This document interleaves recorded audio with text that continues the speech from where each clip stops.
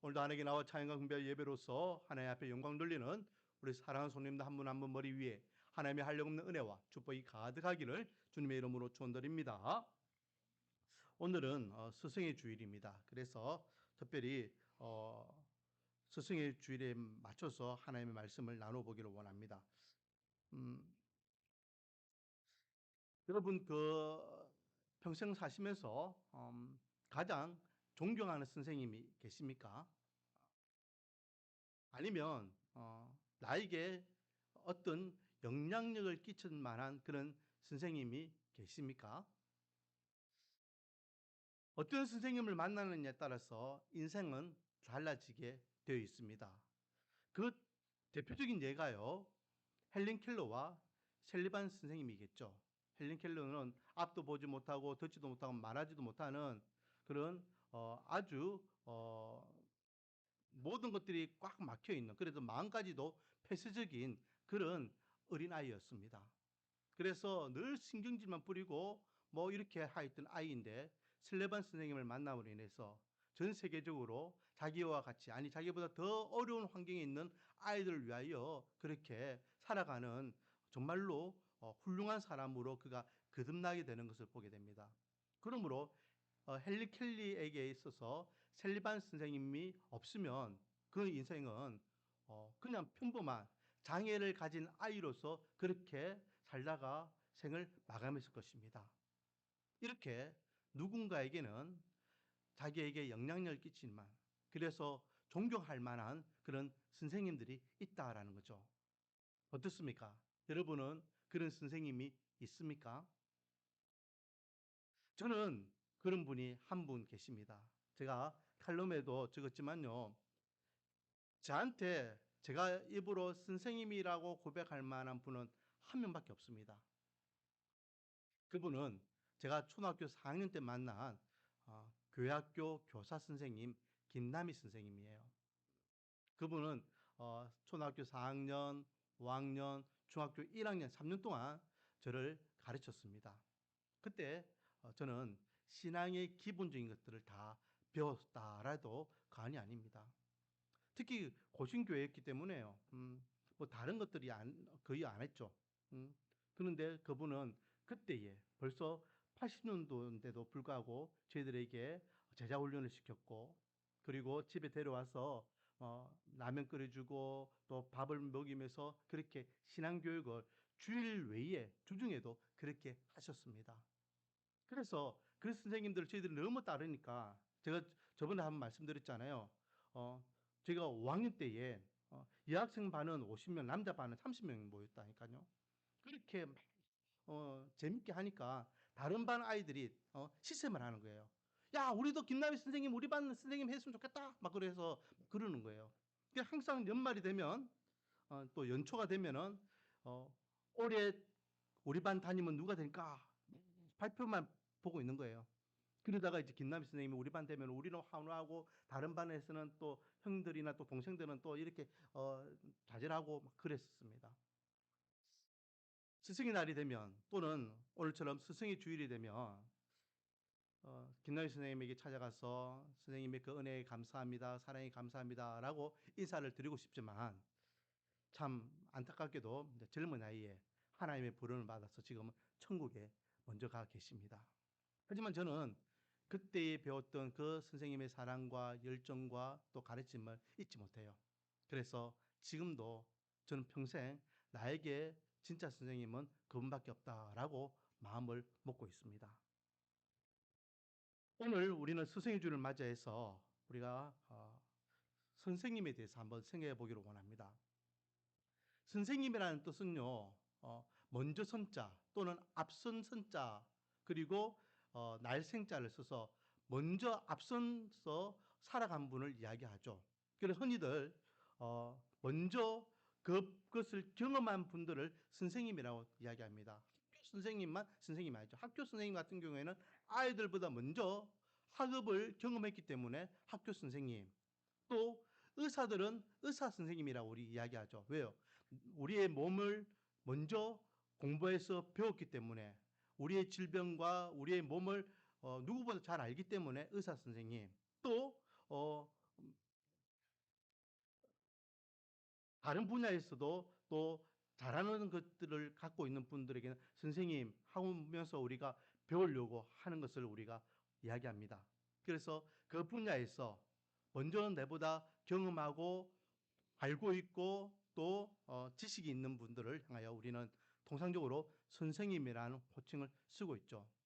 그러나 이 땅에 존재하는 선생님들, 조금 전에 이야기했던 셀리반 선생님이나 저 개인적으로는 겟나미 선생님이나 또 개개인적으로 은혜를 받고 또 자기에게 영향력을 끼쳤던 선생님들이 많이 존재하지만 그 많은 선생님들은 완벽한 선생님들은 없다라는 거죠. 선생님이라면 내가 의지하고 싶을 때에, 내가 좀 물어보고 싶을 때에, 내가 좀 기대고 싶을 때에, 함께 하려고 할 때에 함께 할 수 있고 가르침을 받을 수 있고 또 의지할 수 있는 분이 되어야 되는데 시간이 지나며 상황이 바뀌면 그 선생님들은 다 떠나가게 되더라라는 겁니다. 제자들은 계속해서 홀로 서기를 하게 되죠. 그런 의미에서 우리에게 참 스승이 되시고 완벽한 선생님이 되시는 분을 이 시간 우리 같이 나누어 보기를 원합니다. 그분이 누구일까요? 바로 저와 여러분이 믿고 있는 아버지 하나님이심을 믿으시기 바랍니다. 오늘 본문에 보니까요. 마지막 10절 11절 말씀에 보니까 그리하여야 너희가 거룩하고 속된 것을 분별하며 부정하고 정한 것을 분별하고 또 나 여호와가 모세를 통하여 모든 규례를 이스라엘 자손에게 가르치리라 라고 말씀하고 있습니다. 하나님께서요 이스라엘 백성들에게 거룩한지 거룩하지 않는지 그걸 분별하는 것, 또 부정한 것 정한 것이 어떤 것인지 분별하는 모습을 뭐 하시겠다? 가르쳐 주겠다라고 말씀하고 계세요. 그래서 오늘 본문을 가지고 가르치시는 하나님이라는 제목으로 말씀을 나눠보기로 원합니다. 하나님은 저와 여러분을 향하여 지금도 오늘날도 동일하게 가르치고 계시고 가르쳐 주시고 계심을 믿으시기 바랍니다. 자, 우리를 가르치시는 하나님. 오늘 본문을요 좀 이해하기 위해서는 1절 말씀을 먼저 기억해야 되겠죠. 1, 2절 말씀.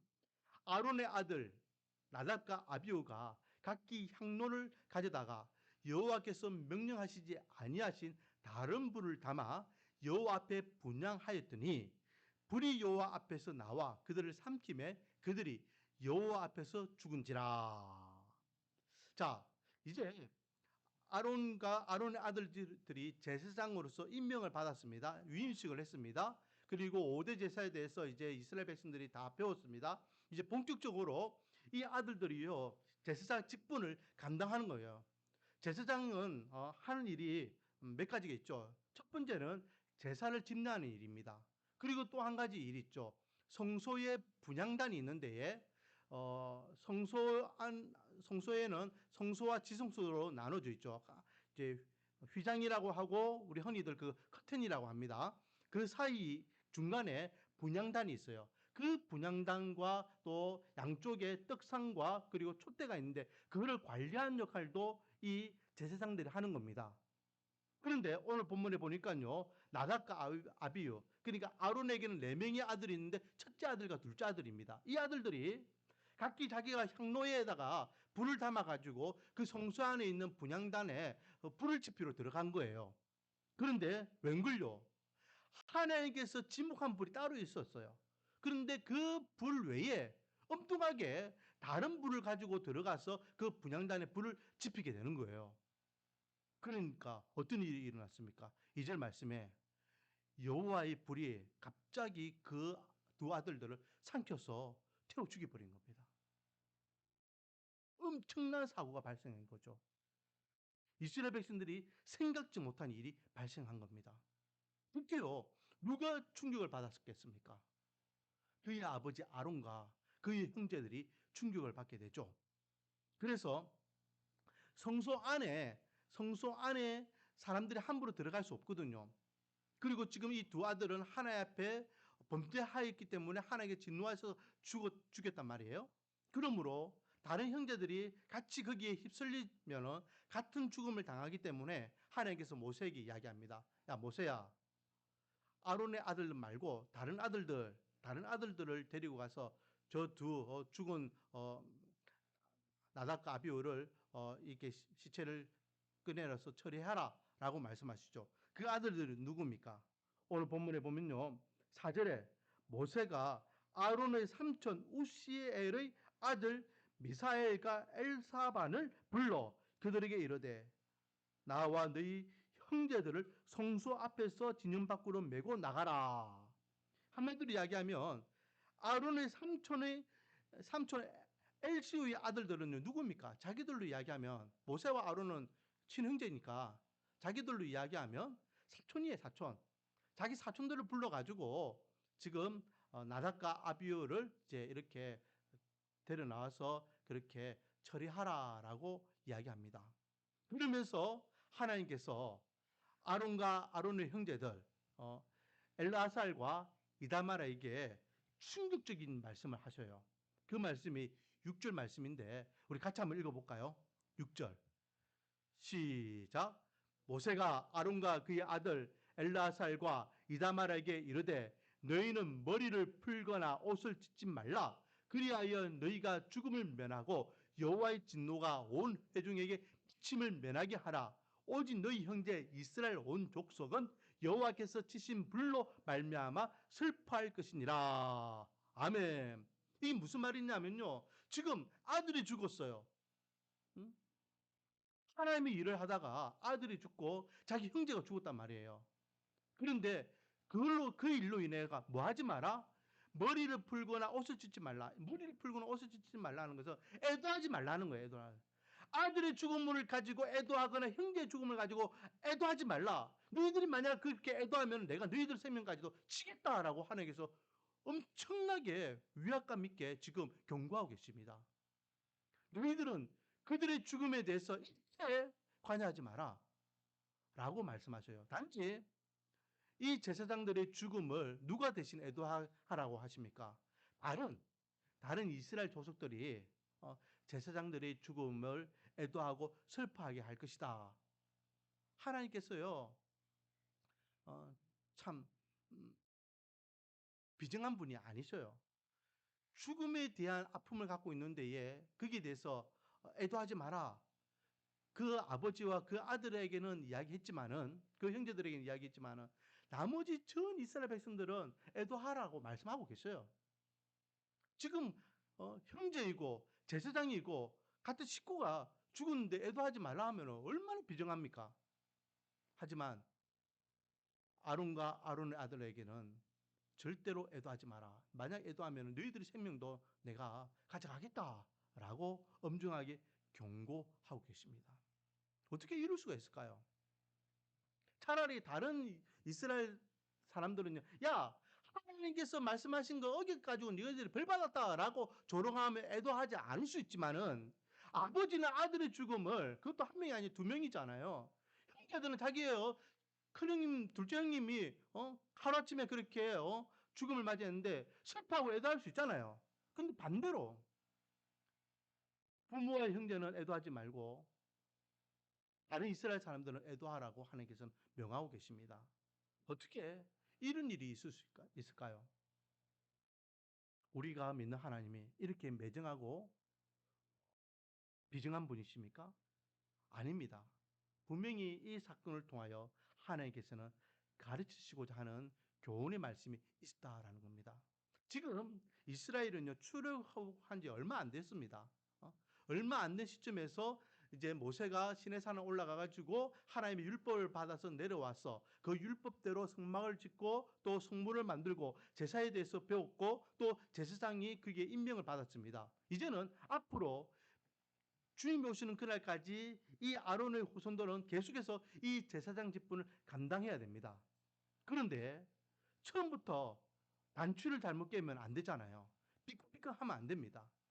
하나님 앞에 예배 드릴 때에는 정말로 엄중하게 예배를 드려야 되고 제사를 집례하는 제사장들은 하나님의 말씀에 입가가 있어 정말로 경외하는 마음으로 그 직책을 감당해야 됩니다. 그러므로 하나님께서는 이 첫 사건을 통하여 엄중하게 제사장들에게 또 이스라엘 백성들에게 경고와 함께 가르쳐 가르침을 주시고자 지금 말씀하고 있는 것입니다. 자, 계속해서 보겠습니다. 8절 말씀에 보면요. 여호와께서 아론에게 말씀하여 이르시되, 이때까지는요 하나님께서 아론에게 말씀하실 때 직접 말씀하신 적이 없어요. 다 누구를 통해서? 모세를 통해서죠. 모세를 통하여 이스라엘 백성들에게, 모세를 통하여 아론과 아론의 아들들에게 전달했습니다. 그런데 지금은 정말로 비통해하고 있는 그 아론에게 하나님께서 직접 찾아오셔서 말씀하십니다. 뭐라고 말씀하십니까? 너와 내 자손이 회막에 들어갈 때에는 포도주나 독주를 마시지 말라. 그리하여 너희 죽음을 면하라. 이는 너희 대대로 지킬 영원한 규례라. 너희들은 앞으로도 계속해서 이런 잔실수를 할 수 있다. 그러므로 지금 이것이 케이스가 되어가지고 앞으로 너희들이 정말로 경고망동하지 않고 정말로 겸손하고 두려워하고 떨리는 마음으로 이 직분을 감당해야 된다. 안 그러면 너희들이 하나님의 진노를 사서 죽음을 당할 수 있다.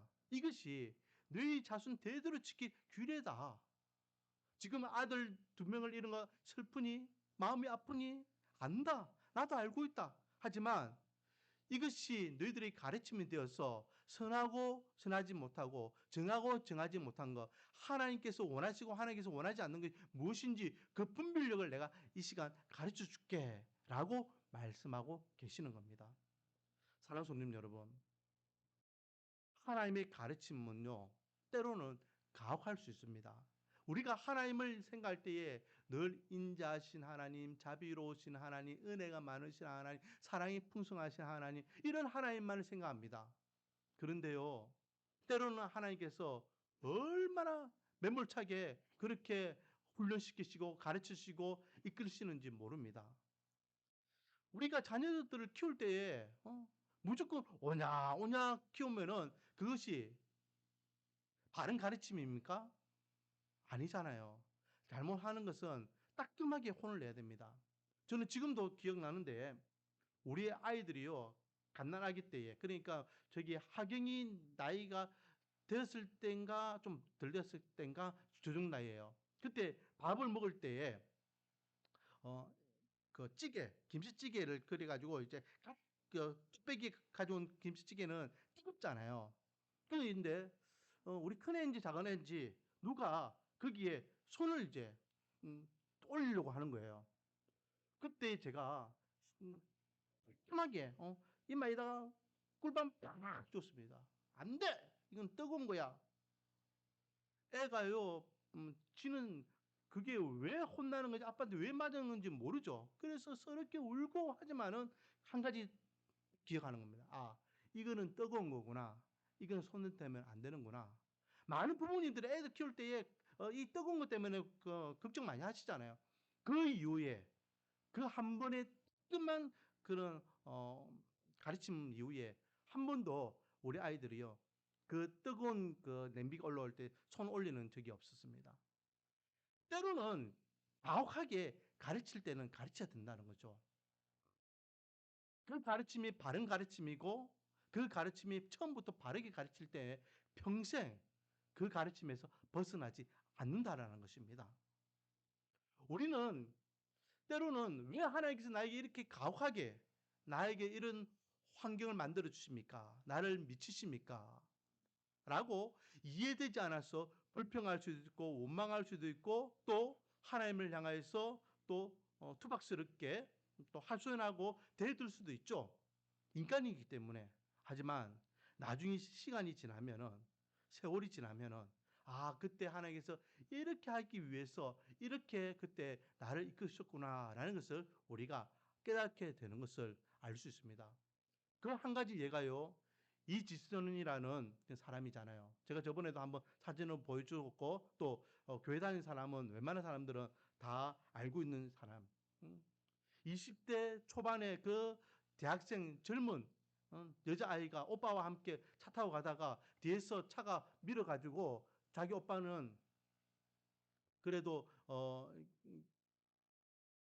괜찮은데 자기는 온몸이 화상으로 다 더입혀가지고 몇십 번의 그런 수술을 해가지고 지금도 온 얼굴이 그래도 흉하지만은 그래도 하나님께 주신 은혜 가운데 기쁨을 살아가고 있습니다. 얼마 전에는 한농대학교 교수로 재직하고 있다가 올 초에는 또 자기가 나왔던 모교 이화여대 교수로 또 발령받아서 올라갔습니다. 얼마나 그 이후에 행복한 삶을 살아가고 있는지 모릅니다. 처음에 자기가 눈을 떴을 때에는요, 자기 오빠에게 첫 마디가 이거였잖아요. 오빠, 날 죽여줘 라는 말이었다 하잖아요. 왜 나한테 이렇게 혹독한 고통과 고난을 주는지. 온 얼굴이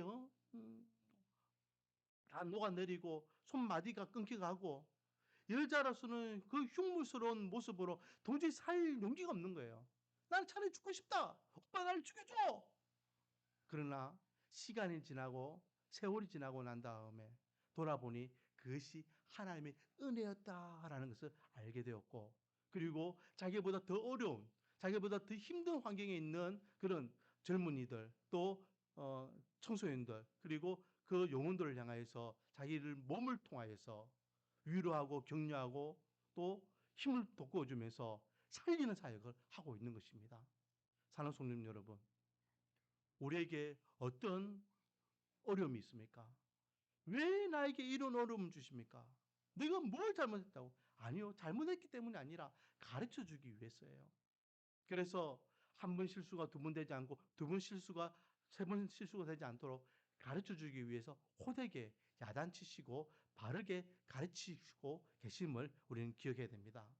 자, 그 이후에 보면요, 우리가 오늘 읽지는 않았지만요, 하나님 앞에 속죄제를 드리고 또 번제를 드리고 이런 제사를 이스라엘 백성들이 드리죠. 12절, 13절을 보면 모세가 아론과 그 남은 아들, 이제 세 번째, 네 번째 아들입니다. 엘르아살과 이다말입니다. 이 엘르아살과 이다말에게 이르되 여호와께 드리는 화제물 중 소재에 남은 것은 지극히 거룩하니 너희는 그것을 취하여 누룩을 넣지 말고 제단 곁에서 먹되. 제사를 드리고 난 다음에 남은 예물들 중에 일부분은 제사장에게 돌아가는 그런 예물이 있었습니다. 그 예물을요, 제사장들이 이제 자기들이 나눠 먹게 되는데, 그 나눠 먹는 것을 어떻게 하라는 것입니까? 구별된 곳, 거룩한 곳, 제단 곁에서 먹으라고 분명히 말씀했습니다. 그런데 13절 이는 여호와의 화제물 중 내 소득과 내 아들들의 소득인즉 너희는 그것을 거룩한 곳에서 먹으라 내가 명령을 받았느니라 라고 하며 모세가 하나님으로부터 받은 명령을 이 아론과 아론의 아들들에게 알려주었습니다. 자, 그런데 어떻게 됩니까? 16절 17절 모세가 속죄제 드린 염소를 찾은즉 이미 불살랐는지라 그가 아론의 남은 아들 엘라살과 이다말에게 노하여 이르되 이 속죄 제물은 지극히 거룩하거늘 너희가 어찌하여 거룩한 곳에서 묵지 아니하였느냐 이는 너희로 회중의 죄를 담당하여 그들을 위하여 여호와 앞에 속죄하게 하려고 너희에게 주신 것이라 라고 하며 속죄 제물 중에 일부분을 이 아들들이 먹어야 되는데 어디서 먹었다는 겁니까? 지정된 곳에서 먹어야 되는데 그곳에서 먹지 않고 자기들이 임의대로 편한 곳에서 그냥 그 속죄 제물을 먹어버렸다라는 거죠. 지금 속죄 제물 이것은 거룩한 제물이기 때문에 함부로 먹을 수 있는 것이 아닙니다. 그런데 이 아들들이요 지금 그 실수를 지금 벌리고 있는 거예요. 그래서 이 모세가 그 이야기를 듣고 이 두 아들들에게 치는 겁니다. 야, 너희들이 지금 뭐 무슨 짓을 하고 있는 거야? 하나님께서 거룩한 곳, 제단 옆에서 그곳에서 이 재물을 먹으랬잖아. 그 엉뚱한 걸 먹고 있어. 너 형들이 죽은 거 기억 안 나니?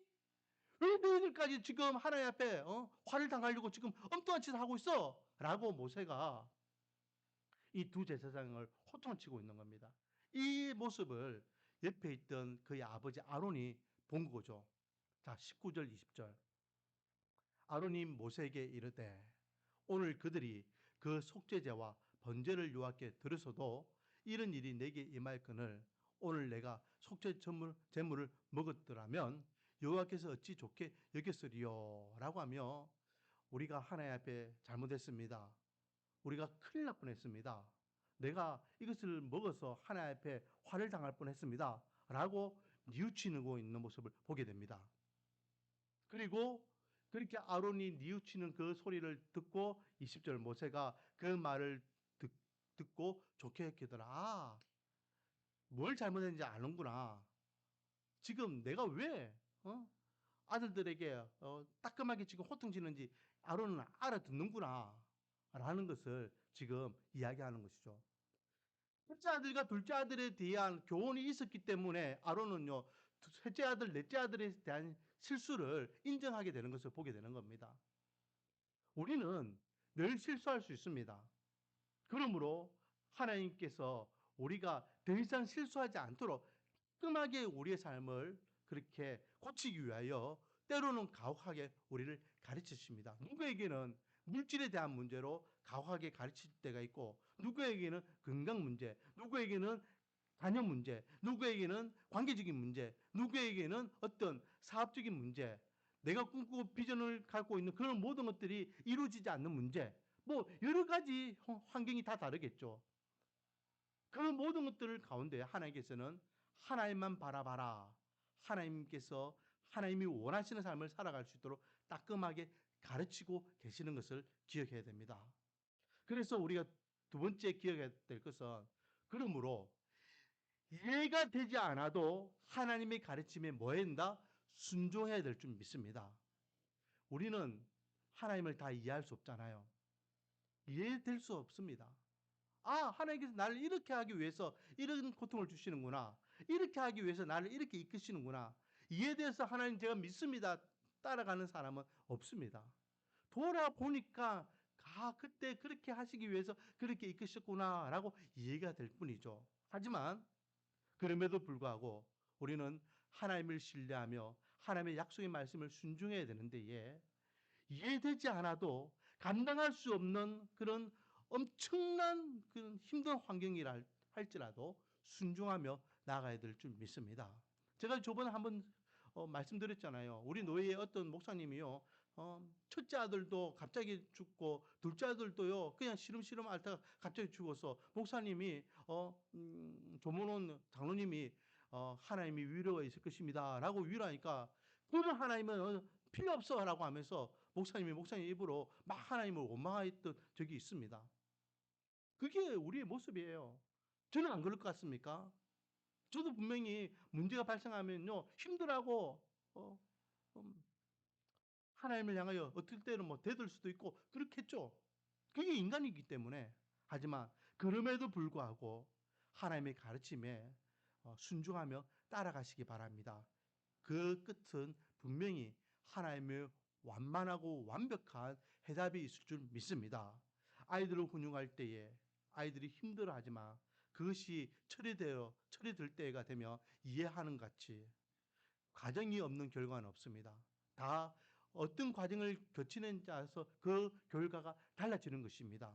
그러므로 하나님께서 우리를 바르게 이끄시기 위한, 바른 신앙인으로 세우시기 위한, 오직 주만 바라보게 하기 위한 주님의 특별한 뜻이 있음을 알고 순종하는 삶을 살아가 보시기 바랍니다. 다윗이 그랬잖아요. 다윗이 뭘 잘못했습니까? 뭘 잘못했기 때문에 골리앗을 죽이고 난 다음에 사울에게 시기 질투를 받아서 그렇게 몇십 년 동안 광야에서 매 도망자의 삶을 살아갑니까? 욥이 무엇을 잘못했습니까? 욥이 무엇을 잘못했는데 하루아침에 아들들이 다 죽음을 당하고 또 전 재산을 다 잃어버리고 몸은 만시창이가 됩니까? 에스더는 뭘 잘못했습니까? 성경에 기록되어 있는 위인들 중에 무엇을 잘못했기 때문에 극한 환경에 처한 사람은 아무도 없습니다. 단지 하나님께서 그들을 통하여 하나님의 일을 하기 위하여, 내가 하나님이야, 내가 너희 인생 책임져 줄게, 나만 바라봐, 오직 바른 믿음과 바른 신앙을 가지고 따라와봐, 내가 어떻게 역사하시는지 보여줄게, 가르침을 위하여 그들은 때로는 혹독한 환경에 처했다라는 것이죠. 사랑하는 성도 여러분, 주만 바라보시기 바랍니다. 이해되지 않는다 할지라도 하나님의 가르침에 순종하시기 바랍니다. 하나님께서 반드시 하나님이 되어 주심을, 아브라함의 하나님, 이삭의 하나님, 야곱의 하나님, 죽은 자의 하나님이 아닌 산자의 하나님이라 말씀하셨습니다. 2023년 5월을 살아가고 있는 오늘날 저와 여러분이 믿는 하나님은 지금도 살아계신 하나님이고 그 약속의 말씀은 지금도 우리에게 이루어지는 약속의 말씀임을 알 때에 하나님이 늘 변함없이 우리와 함께 하시는 가르치시는 하나님이심을 인정하고 인지하며 하나님의 사람으로 당당히 살아가는 저와 여러분이 되기를 주님의 이름으로 축원드립니다. 아버지 하나님, 이 땅에 많은 선생님들이 있지만 그 선생님들은 우리가 정말로 필요할 때에는 시간과 환경이 바뀌면 다 떠나가고 없습니다. 하지만 우리의 참 스승 되신 하나님은 변함없이 우리와 함께 하십니다. 우리에게 가르쳐 주시고 우리를 이끌어 주시고 우리를 교육해 주시고 우리가 기대고자 할 때에는 든든한 산성이 되시고 바위가 되셔서 또 기댈 수 있도록 또 하나님께서는 우리의 보금자리가 되어 주시고 또 때로는 우리에게 온전한 길을 이끌어 주심으로 하나님의 사람으로 부족함이 없는 삶을 살아갈 수 있도록 이끌어 주심을 감사드립니다. 그 하나님이 우리의 선생님이 되시고 그 하나님이 우리가 믿는 믿음의 하나님이신데 때로는 하나님께서 가르치실 때는 가혹하게 혹독하게 가르칠 수도 있습니다. 하지만 그때에 우리가 낙담하고 좌절하고 신음하지 않고 주님만을 바라보며 주님만을 신뢰하며 끝까지 하나님의 가르침에 순종하며 나아갈 수 있는 성숙한 믿음의 백성들이 되게 은혜와 복을 다하여 주시옵소서. 예수님의 이름으로 기도드립니다. 찬양 드리겠습니다. 찬송가 314장입니다. 314장